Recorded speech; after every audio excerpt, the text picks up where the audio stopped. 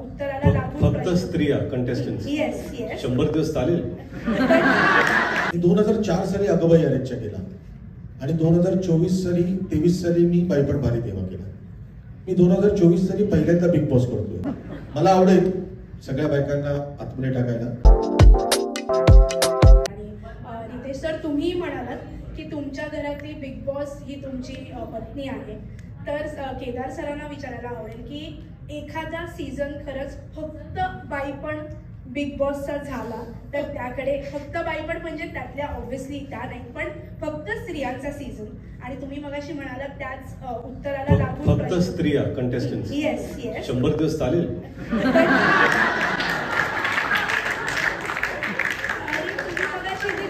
बद्दल म्हणालात की त्या जर आत गेल्या ॲज अ कंटेस्टंट तर 2 तासात बाहेर येतील. पण समजा तुमच्या बिग बॉसच्या घरात गेल्याच तर एक अशी कोणती गोष्ट आहे त्या बदलतील, म्हणजे येतील ती पुढची गोष्ट पण त्या घरात बदलूनच बाहेर येतील. मला आधी बाईपणचा आणि मग त्याच्याकडे मला तुम्हाला बाईपणचा एखादा म्हणजे स्त्रियांचा फक्त 2004 साली अगबाई अरेच्चा केला आणि 2024 साली 23 साली मी बाईपण भारी देवा केला. मी 2024 साली पहिल्यांदा बिग बॉस करतोय. आपण थोडे दिवस थांबूया ना. मला जरा एक्सपिरियन्स घेऊन दे. मला आवडेल सगळ्या बायकांना आतमध्ये टाकायला. पण मला माहित नाही मलाच दिग्दर्शन करावं लागेल त्याचं वेगळं. पण आता नको बोलूया. आता आपण या बिग बॉस बद्दल आणि या रितेश भाऊ बद्दल.